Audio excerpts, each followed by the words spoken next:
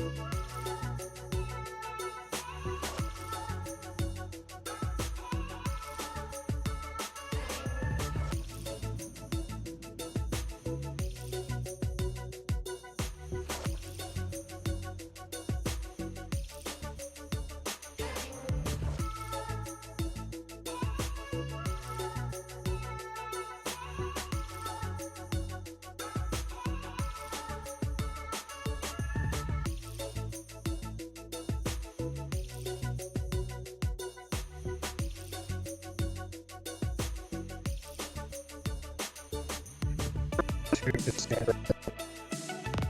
4 minutes to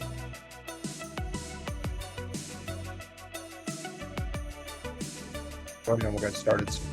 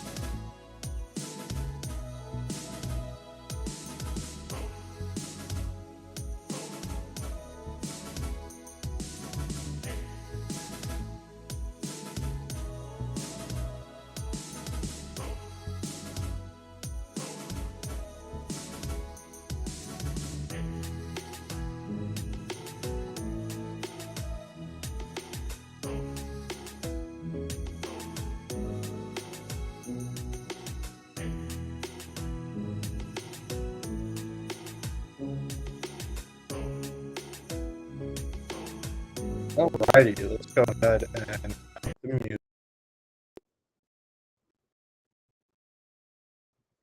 Hello everyone, Cassandra.Lunch 06. Today's talk is going to be on SSL with Apache Cassandra. Today's speaker is going to be Dipan Shah here at Anant. Co-organizers for this event are Rahul and myself. We are looking for guest speakers at Cassandra.Lunch or Data Engineers Lunch. If you're interested in giving a talk, feel free to reach out to me. My email is listed below. Also, if you're interested in sponsoring Data Engineers Lunch or Cassandra.Lunch, feel free to reach out to me. We're a part of Data Community DC. Data Community DC is in building an inclusive environment, so no matter your race, gender, or sexual orientation, everyone is welcome, and we expect the respect to be given to all. Data Community DC is a bunch of if you're interested in all as well, check out datacommunitydc.org. So what do we cover here at Cassandra.Lunch? We cover everything that is Cassandra, talks Cassandra, or plays well with Cassandra in the ecosystem, whether that be open source Cassandra,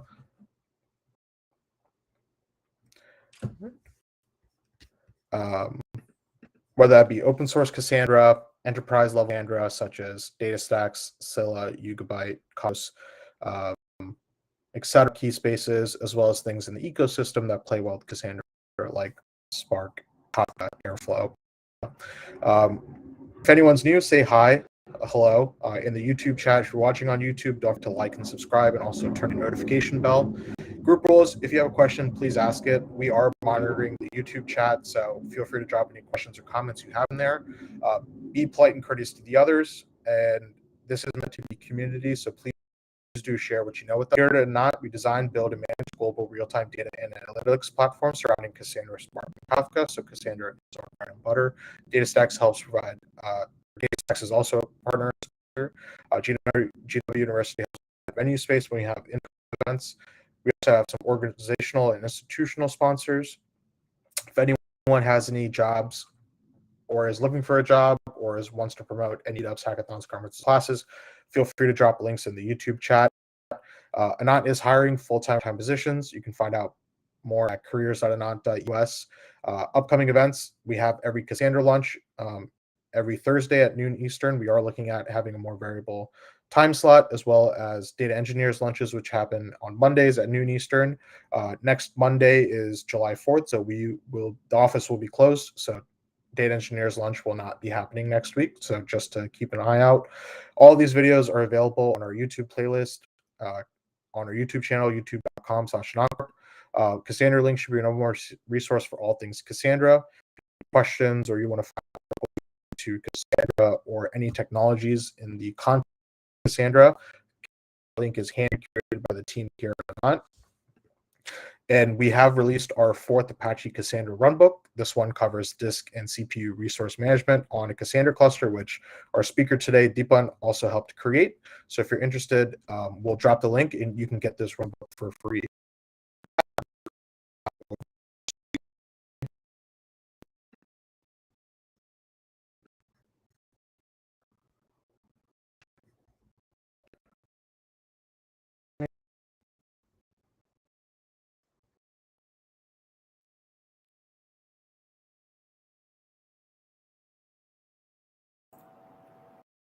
Hey, hi. Can everyone hear me? Good. I'm not okay. I'm not really sure because let me know, because I think there was some like connectivity issue. I like the sound was breaking out for me, but if it happens again, just let me know. I have stopped my video for now, just to ensure I have sufficient bandwidth.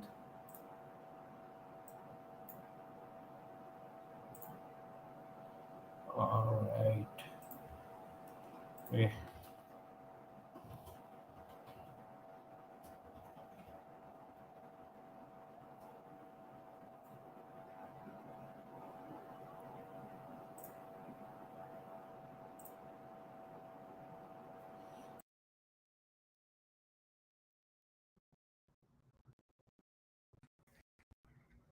We can hear Okay. Perfect. All right. All right. I'm sorry. I was just checking. Okay. Let's start. So the topic that we're going to discuss today is like implementing SSL on Apache Cassandra cluster, right? So the purpose of today's talk plus demo is to give a better understanding of SSL to all those that we have on the call, right? And then also how we can enable it on Apache Cassandra, and we'll try to keep it as simple as possible so that you get the information that you need today, right? So the topics that we're going to cover today is like I'll begin with a cluster that I have, a simple cluster that I have, and I'll explain how it is actually laid out, right? Then we'll talk about the files that we're going to use to enable SSL. We'll also go over the concepts of SSL and get a better understanding of it, and then switch over to a demo where we'll show you how to enable SSL on Cassandra and then how to connect to a Cassandra cluster which has SSL enabled on it, right? And finally, we'll cover various options that we have over here for SSL. Like, the one that we're going to implement today is going to be the most basic one that you can do, but there are other options that you have. We'll talk about them too and how you can work towards enabling those, right? I'm sorry. Yeah. So today we have a very simple cluster for you. We have a 3-node cluster which has Apache Cassandra like version 3 running on it, and then we also have a client which we'll use to connect to one of the nodes where we'll enable SSL. Right. This is going to be a SQL connection that we're going to show, but at the same time, you can think that this could be anything. This could be a microservice that you have, an API, an application, whatever you have. So basically, any sort of client which is connecting using a driver to one of these nodes. Okay, so Let's talk about the files first, right? We won't go into the details. We're just looking at the names right now. So, which are the files that you actually need to enable SSL? Okay, so at the base of the files, the files that you need, right? The most basic one is the root certificate. Then there's intermediate certificates. There are leaf certificates. There are trust stores, key stores, and client certificates. Now these are like lots of files, right? But this is the whole list of files that you need. It is not necessary that you're responsible for each and every file. You would be responsible in a general scenario in a production environment where you have multiple people supporting this architecture, right? You'll be responsible for just a couple of them. But for us to get a better understanding of how this actually gets used and what's the purpose of each and every file, we will actually go through all of them and explain it to you how or when they are used. Right. Moving on, starting with the basics now, right? So, what is SSL? The abbreviation says it's a secure socket layer and all, right? And like what it allows you to do is it allows you to exchange data from point A to point B, but in a secure manner. It's not just that you're sending a message from one place to another where the message is visible for everyone else to see. You don't want to do that, right? This is a secure socket layer that you have. So you want to ensure the integrity of the data that you're going to send to your destination. So to get a better understanding of this, let's take an example, right? So say you're sitting in a classroom or in a hall somewhere, right, where you have many people that are sitting with you. Now you want to pass a note from you to a friend of yours who's sitting, say, at the farther corner, like the farthest corner possible, right? And you want to pass a message to them, and you want to do it in a secure way. Now, say you take a paper, write your message inside it, you fold it so that no one else sees it, and then you ask the person sitting next to you to send this or pass this note to the intended person, right? Who your friend who's sitting across the hall or the room.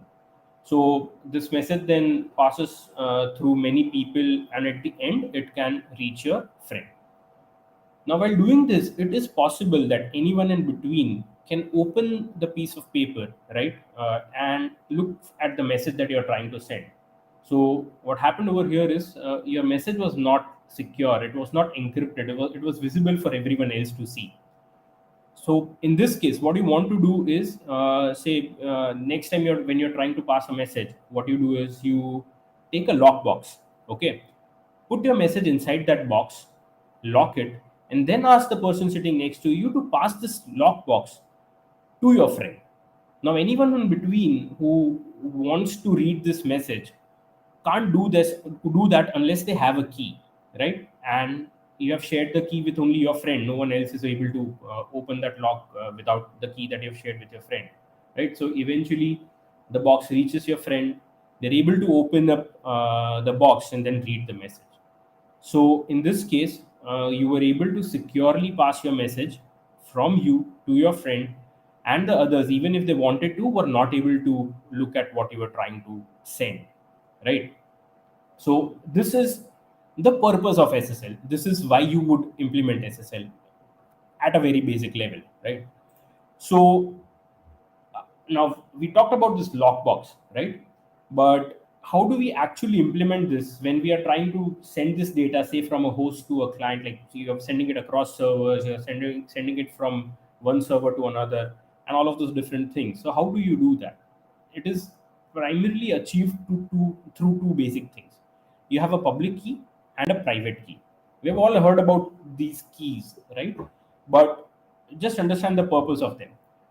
The public key is available to all the clients that you have, okay, and the key is responsible for encrypting whatever data they want to send to us.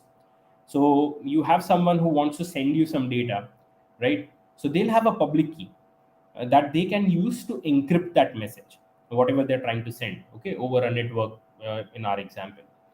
Now, when this message finally reaches you, right, you have your private key, which you have. No one else has that private key. Anyone else who has that private key will also be at the same, like how you can decrypt the message that is sent to you. Anyone who has a private key will also be able to decrypt that data, right? So the purpose is the public key is used for encryption, and whosoever sends this message to the destination should have that private key, and the private key can be used to decrypt that data. So anyone in between who will be looking at the network, trying to understand what is being sent, they won't be able to make sense out of that message unless they have the private key that can be used to decrypt that message, right? So this is the purpose of SSL, and this is how it actually gets established, right? So yeah, again, sorry, I forgot to mention that we can take questions anywhere in between, right? Feel free to drop a message.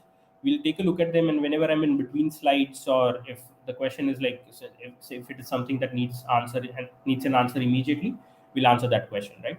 Feel free to drop in any questions that you have, and we'll answer them. So any questions till now, drop them, and till then I'll just start with the next slide, and maybe if you have, then I'll answer them. All right, so till now we have established what is the purpose of SSL.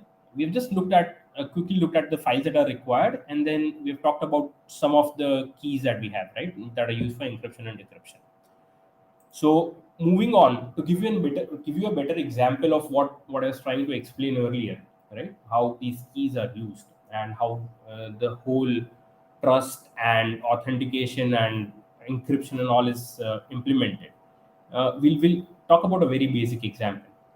Say, like in my case, I wanted to buy a house, right? Now I did not know anyone who was selling a house, right? So I asked my dad for recommendations.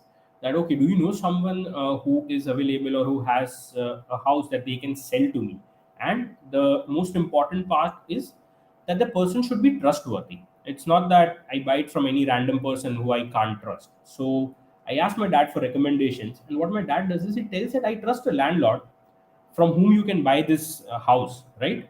And he gets me in touch with them. So I get connected with the landlord that my dad trusts, right? And then I buy the house from that landlord.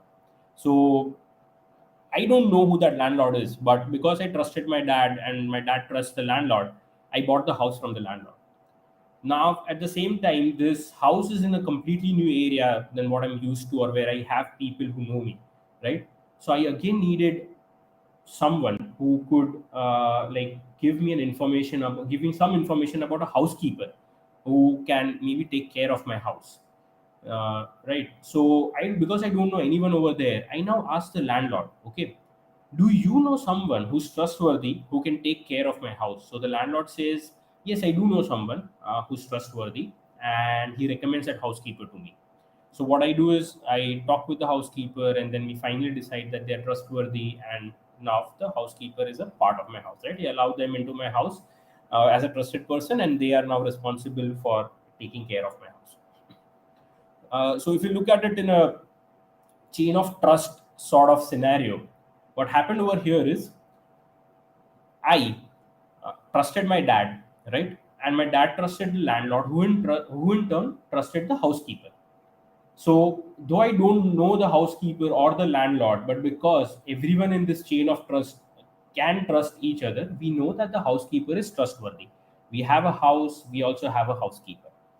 Okay, and this is exactly what happens in an SSL scenario, where you are trying to set up encryption, but at the same time you also need authentication, where you need to establish the trust factor, right? Where you need to know if the person that you're talking to or communicating with is trustworthy or not, right?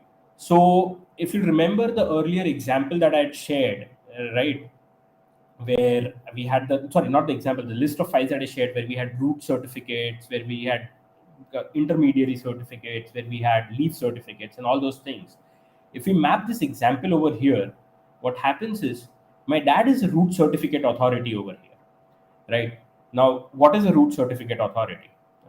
It is basically someone who we trust by default. It is a blind trust kind of scenario. We don't like, no one else needs to vouch for them so that we can trust them. So take an example of a smartphone or a laptop or a browser that you have, right? All of those devices come with a built-in list of root certificate authorities. So if you have an Android phone or an iPhone, or if you have a Dell laptop or anything, if you have that thing has an inbuilt set of root certificate authorities who the browser or your application, like anything, will trust by default, right? So that is the root certificate authority. They don't need anyone else to vouch for them.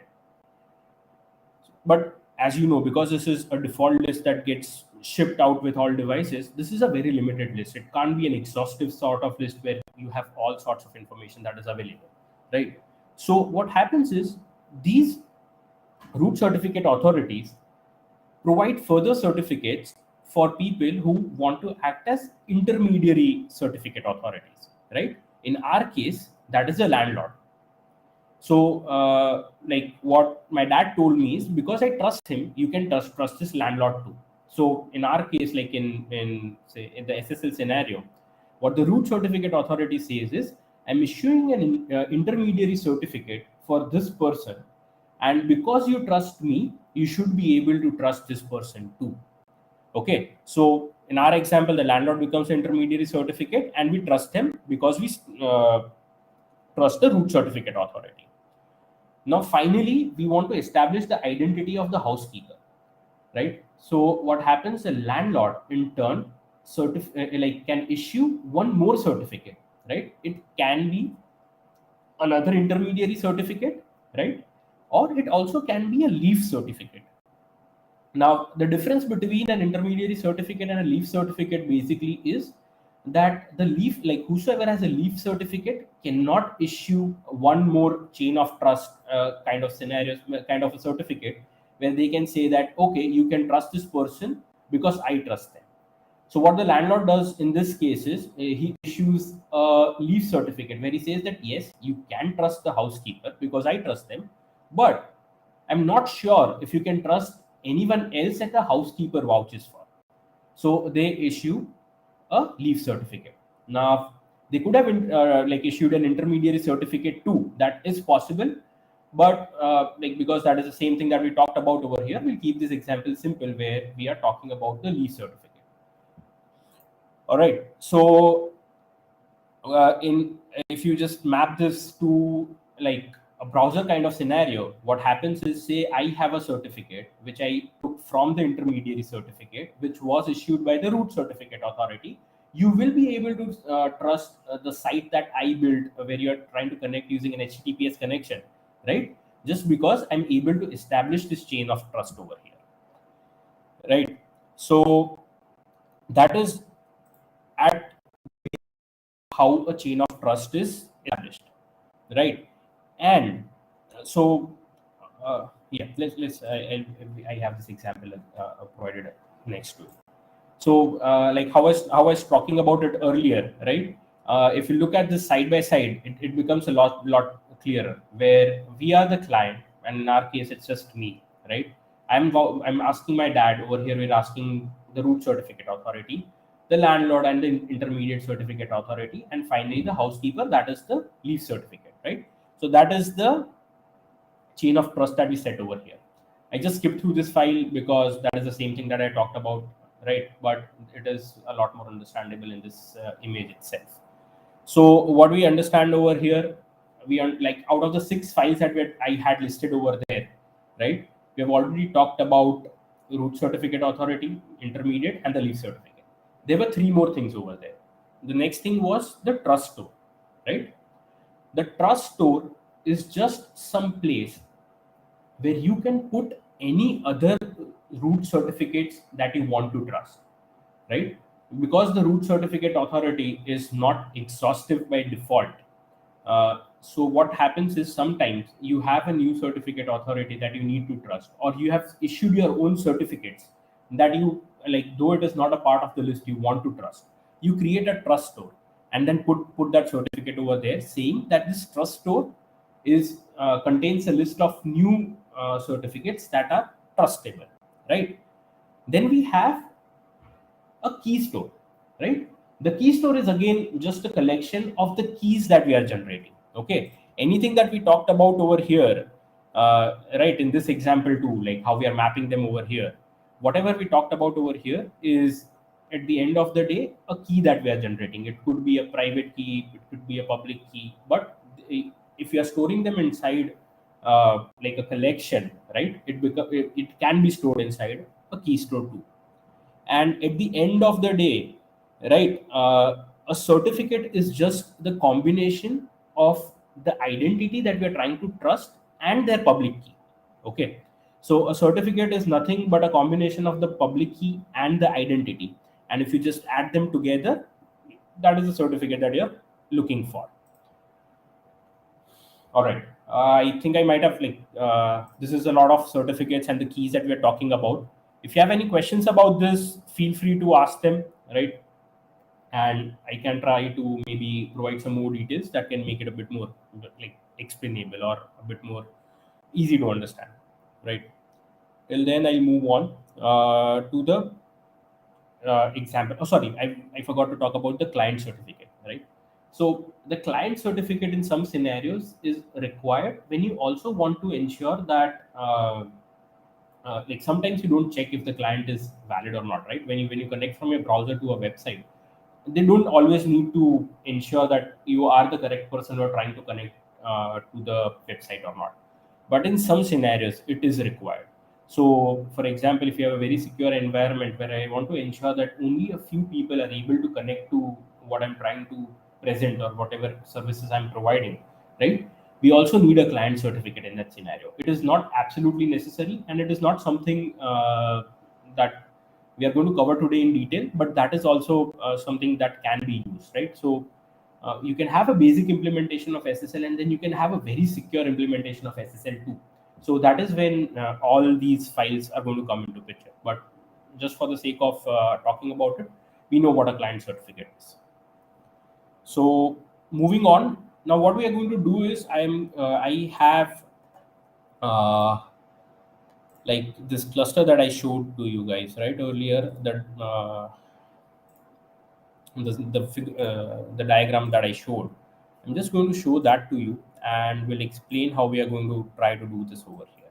Okay, so let me quickly connect to it. Give me 1 second.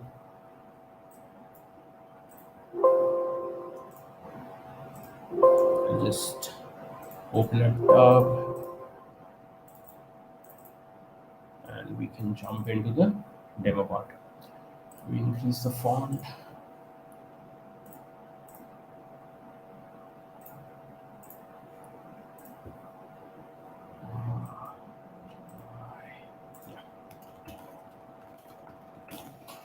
Right.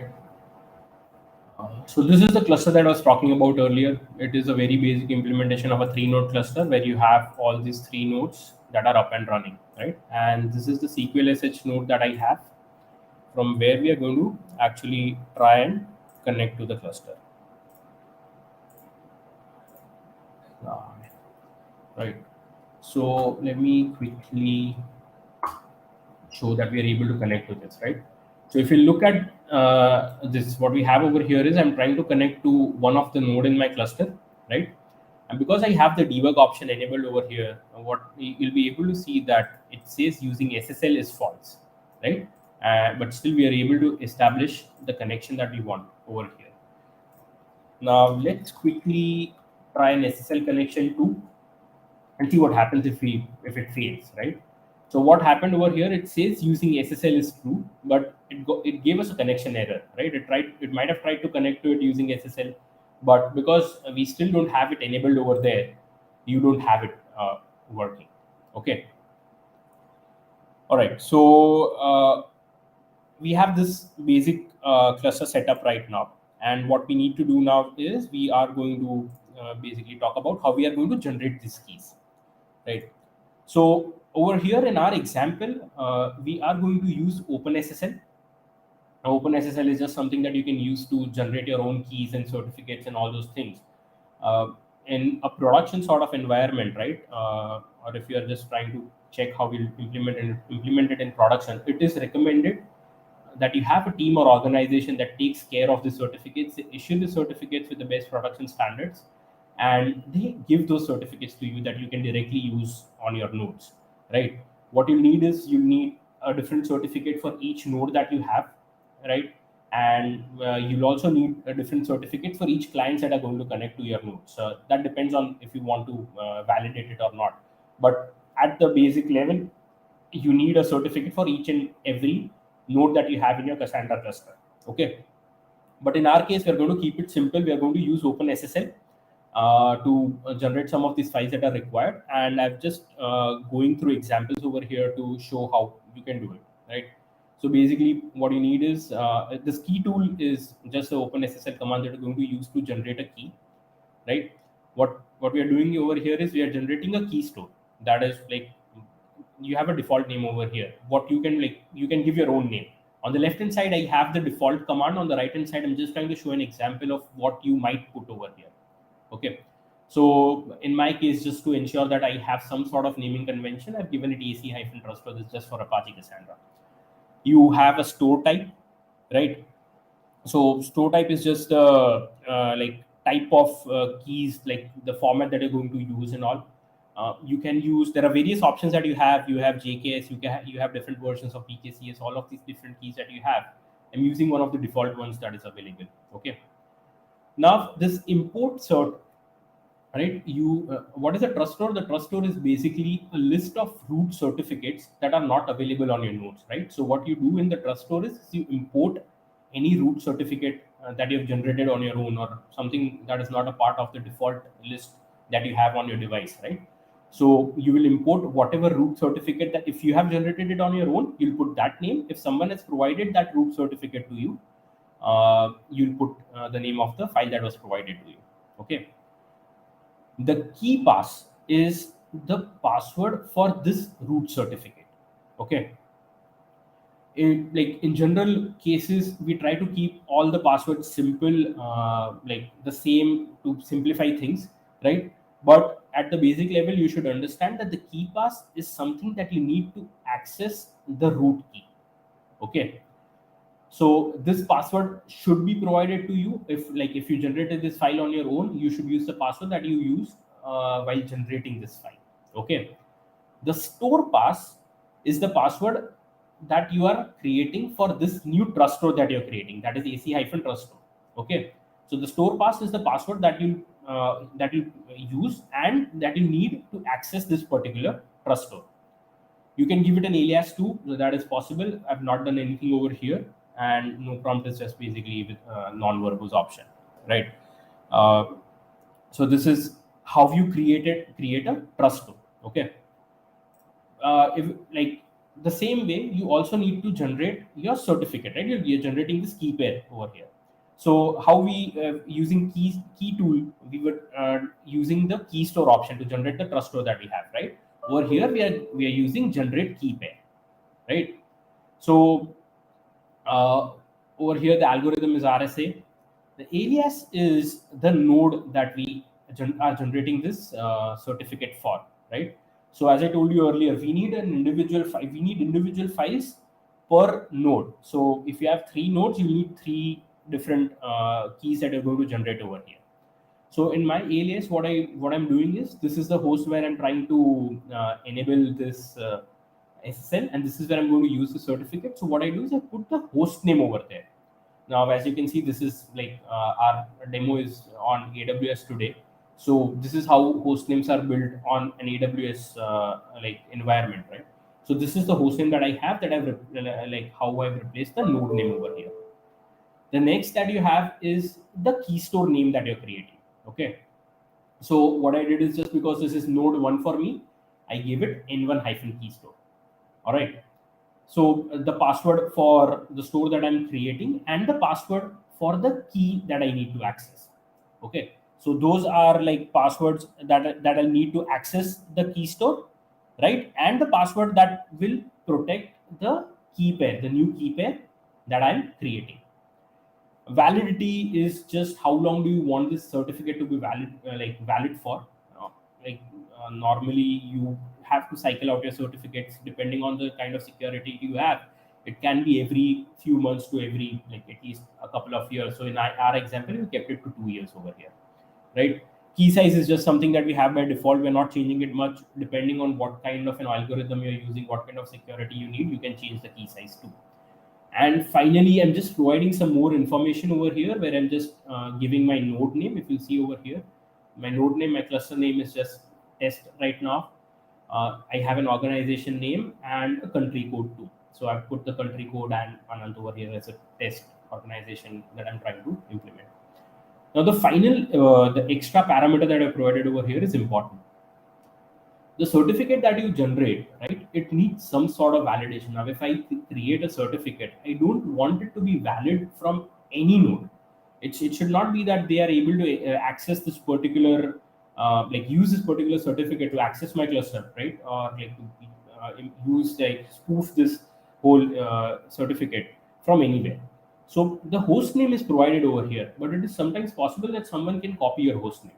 So what I'm also ensuring is, besides the host name, I also check if the IP is matching or not. Okay. So if someone else has the same host name, they create the same host name and try to use my file, they also have to ensure that they have the same IP available for them, which would ideally not be available because I'm already using it. So this is how we generate this key pair. Okay. And I just saw a question. The question was, okay, is this standalone SQL SH or is it from Cassandra on a separate cluster? No, this is just a standalone SQL SH that we're going to try over here. So that node does not have anything else running on it. I have just put a SQL like binary over there that is going to be used for accessing the cluster that we have. Okay. All right, so over here, we just generated our key files and all of those things, right? And what I've done for our demo purposes, just to save some time. Okay, this got disconnected. Give me a second. I'll quickly reconnect.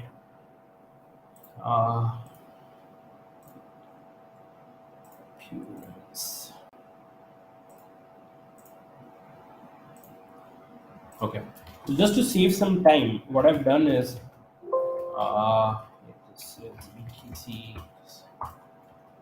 have already generated those files, right? The trust store that I was talking about, or the key store that I was talking about, the certificate that we generated, right? I've already generated those files using the same command that I showed to you. And I've copied them over to this particular node so that we have, so that I get some more time to explain things if required, right? So now that we have those files over here, what we're going to do is we're going to connect to, like, open up our YAML file, go to search for client encryption options over here. Okay. I'm not sure if all of that is visible to you. Oh, it should be now. Okay.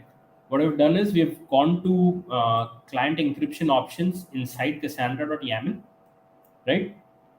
And within that, what I'm going to do is I'm going to enable SSL. So what I need to do is, okay, let me also copy the path. Yeah.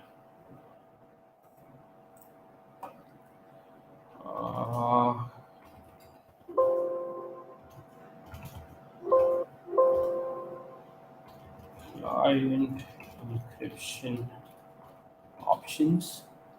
Next, yeah, we'll edit this file. We'll set enabled as true because we're trying to enable SSL, right? We're going to set optional as false for now, just because I want to show it to you. I'll explain what it actually does in a while, right? The key store that we have is yeah, I copied the path, but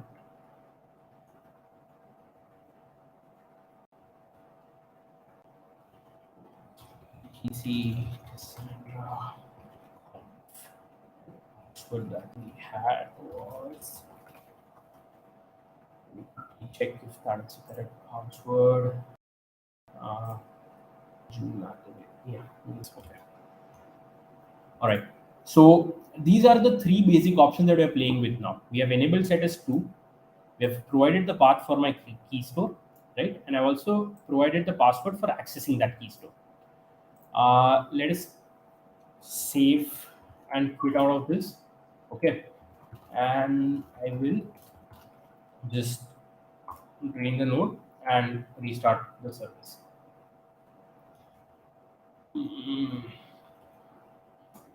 Oh, sorry.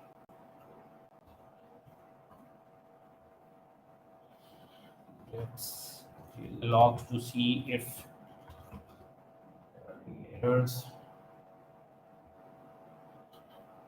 Okay, till this gets started, we have another question. Is there an automated way the generated key can be rotated so that a new key can be generated every day, every week, or every 5 days? Yes, we can do that. Though that is not a part of what Cassandra is capable of, there are various tools or various scripts that you can use. You can write your own scripts, or you can do all of those different things that will cycle the certificates for you. It depends on how you are managing certificates or how it happens across the organizations. Generally, you have teams that take care of this, and they give you the new certificate that you need to replace over here. And then you can have a Ansible job that takes care of replacing this and doing the rolling restart. But if the other team does not do that for you, you can write a script to have this do it on your own, like follow the commands that I just showed. Or there are different, like say there's Let's Encrypt that you use for free certificates or something of that sort that you can use to cycle all of this in and out. Okay, so I hope that answers your question. If you have anything additional, just post it in the chat again, right? So it says started complete. I'm not seeing any errors. Let's see node 2 status. I see that my node is up and running. This is the one that we restarted. So that seems to be running, right? So now let's see if we are able to connect or not. Now the changes that we have made till now have just been made to the node. We only made these changes on one node, right? Do understand that if you are doing this across the cluster, you will have to do it on all the nodes. Now, what I've done till now has enabled SSL on just one particular node that we have. We'll have to follow the same process, generate a new key, put it on that node, and then restart that node for SSL to come into effect over there, right? Now, we tried to establish an SSL connection from this node earlier, which did not work, right? Now, at the same time, I was talking about, you remember I was talking about client certificates.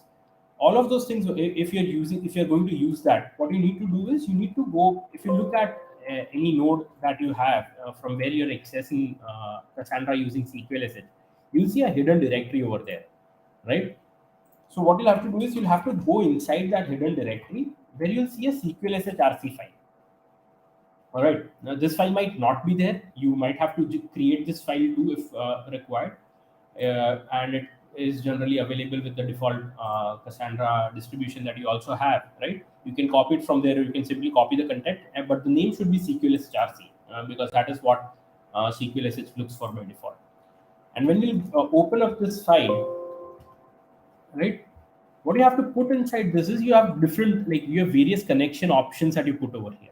Okay. You also have a SSL section. So what you'll do is inside SSL, you'll have to put the client certificate.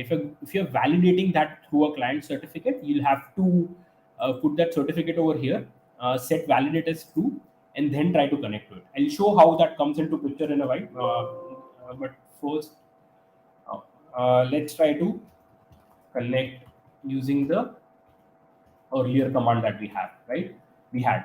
So now what I first try is I'll try to connect to this node without SSL. Okay. And when I do that, it says using SSL is false, and I'm it is not able to connect. It is not allowing me to connect. It says connection shut down. The connection was closed. So now we'll say let's do it with SSL. And you'll see that the connection gets established, right?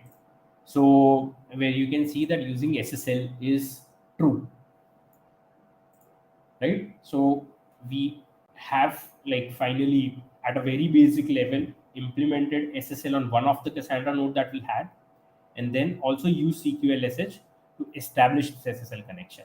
Okay. Now, what we did over here, now let's talk about that. Right. Inside my Cassandra.YAML, what I did is I set enabled as true. Now, optional part was like it was true, but I still set it as false. What that false does is it does not allow non-SSL connections to come through. When you set enabled as true, by like on its own, it is not strict enough to check if it is allowing for all only SSL connections or not. If optional is set to true over here, I would have been able to connect using a non-SSL connection method also. Now, why do we have this optional, right? Why do we have this? Because generally, when you think about enabling something, you think that, okay, that should be enough. But you have this optional thing over here so that, say, if you have an existing cluster that is already up and running, but suddenly you have a requirement that if a connection is coming from outside, or if there's a scenario where you need to allow SSL connections and non-SSL connections too, because you want to switch to SSL, but at the same time you also want to give the teams the time to figure it out, how they need to change their applications, make driver level changes, and then implement it, right? What you will do is you set enabled as true and optional as true, restart your nodes, right? So anyone who has non-SSL connections, who have like how they had it earlier, will still be able to connect. But anyone who switches to SSL will also be able to connect. Now you will give the team some time to figure it out on their own. Say you give them a few days, a week, or a month at max, and you tell them that, okay, because you're still trying to figure it out, I'm going to give you a month. Till that time, I'll allow non-SSL connections, but then we are going to stop any non-SSL connections that are coming through. Or there can be a scenario where you say that, okay, these clients are going to connect through SSL, the other clients are not allowed to, it's okay if they don't use SSL. But finally, when if you want all of them to be SSL only, you give them a cutoff date saying that, okay, a month from now I'm going to change everything. What you'll do is you'll set optional as false, okay, and then restart your nodes. So what will happen after that? Anyone who has still not switched to SSL connections will not be able to connect to your cluster anymore. So then you have a final state where you have SSL as a compulsory option for connecting to that particular node or the cluster if you have made it on each and every node, right? So that is what optional does. Okay. And how I talked about the key store, the client certificate, right? How I showed it in the CQLSH connection string 2, the CQLSH RC file that we had, right? So if you set validate as true over here and require client auth as true over here, right now when I set it as false, my client does not need a certificate, okay? But as soon as I set it as true, the client that we have should be able to establish the chain of trust that we talked about earlier, right? Because we are validating, so we are going to trust only if they have a valid certificate, and then only they'll be able to establish this connection. So now you see how we have various like layers of enabling this, right? You can have it as optional, you can have it as mandatory, right? You can like basically if you don't have a trust store, like if your certificate that you've created, if you're validating that, but the root certificate is not a part of the default like root authority list, right? You'll also put a trust store over there. Now, by default, you don't need a trust store. It is not required, but it is recommended that you put a trust store. So you can use the command that we showed earlier to import the root certificate into a trust store and then use that trust store over here so that you can have self-signed certificates also that you can use, right? And at the end, you also can ask for client level certificates or client level authentication to ensure that you are validating if the clients that are connecting to you are the ones that you trust or not, if they're able to establish the chain of trust or not, right? And besides that, we talked about the default settings, like the base level settings. We talked about some more detailed settings. Besides that, you also have node to node encryption. Okay. Now, the thing that we showed over here was client to node encryption, where you had a client that was CQLSH. It was able to connect to the node that you had. So the SSL like connection or the encryption was available between them. In some scenarios, you like to have a higher level of security, you'll also need to enable node to node encryption. Okay, so right now what happens, anything that is sent from the client to the node or from the node to the client is encrypted, but Cassandra is a distributed database, so any data gets replicated depending on the replication settings that you have, obviously, but by default you do expect to replicate data in Cassandra.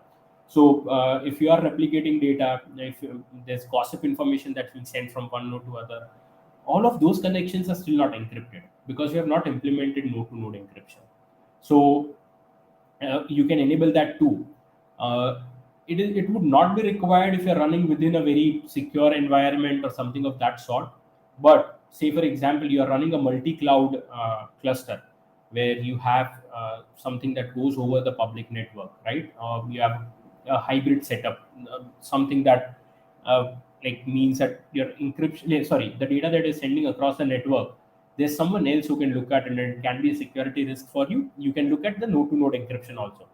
It is also like how we did this. It is also not too complicated. You can do that too, and it is a part of the Cassandra.YAML settings itself. How we search for client to node encryptions. Just above that, you also have node to node encryptions.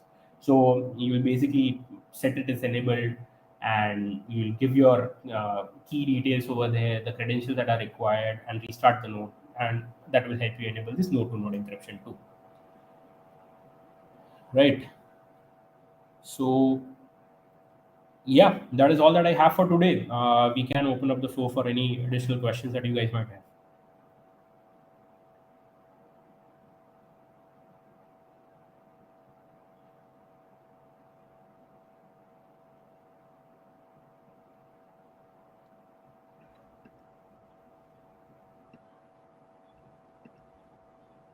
Okay, we can wait for the questions, and till then what I can also do is, because we have a few more minutes, I can quickly show where the node to node encryption settings also are. And if you don't have any questions after that, then we can close this. So let's open. Oh, sorry.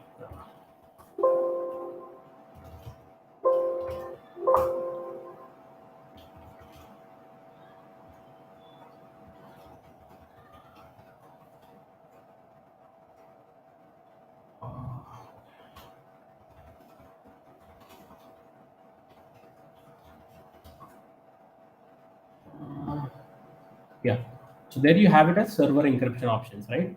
If you look at it, the structure is quite similar to what we had over here, right? You have your internode encryption option, you have the key store and the key store password, the trust store and the trust store password, and all, right? The protocols and all can pretty much be set to default, right? If there's anything that you need to change, even in server to like this node to node encryption or client to node encryption, can be changed as required. All right, I don't think we have additional questions. Urban, I think it's Yep. back to Alrighty. you. Thank you, Dipan. That was fantastic. Love the examples. Yeah, thank you everyone for joining us here for Cassandra.Lunch. We will see, if you're watching this on YouTube, don't forget to like and subscribe. We will soon be live streaming to LinkedIn as well, so be on the lookout for that. So yeah, if you're watching this, don't forget to like, subscribe, and turn on your notification bells so that you can get notified every time we do go live. And with that, we'll go ahead and wrap up. Thank you, Dipan, for giving a great talk today, and we will see everyone next week. Take care. Oh, sorry. It looks like there's one question in the chat before we hang up. OB asks, does SSL or node-to-node encryption cause any performance penalties? Are queries slower or passive resource usage increasing? It would, yes, but then this is like a very like minimum, like a very minimum penalty that you'll have over there. Yeah, it would, because it is trying to like establish all of that. But we'll think about it as like it happens while we are establishing the connection, right?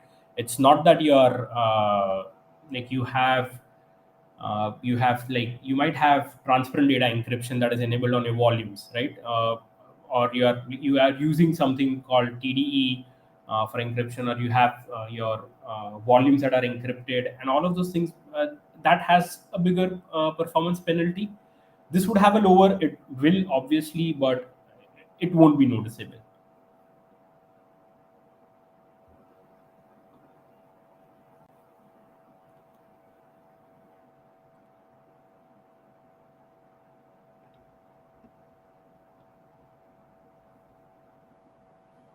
Yep. If anyone else has any questions, feel free to drop it in the chat as well.